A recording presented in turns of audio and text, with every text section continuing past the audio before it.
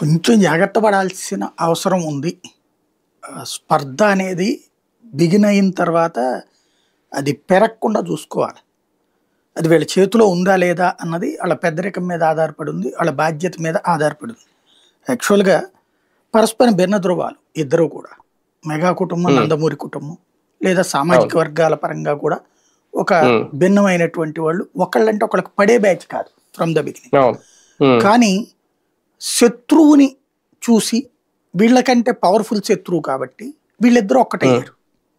అంతే కదా. జగన్ అనేటటువంటి వ్యక్తిని చూసి భయపడి వీళ్ళిద్దరూ ఒక్కటయ్యారు తప్పించి లేకపోతే వీళ్ళిద్దరికి మానసికంగా కలిసే క్యారెక్టర్లు కాదు.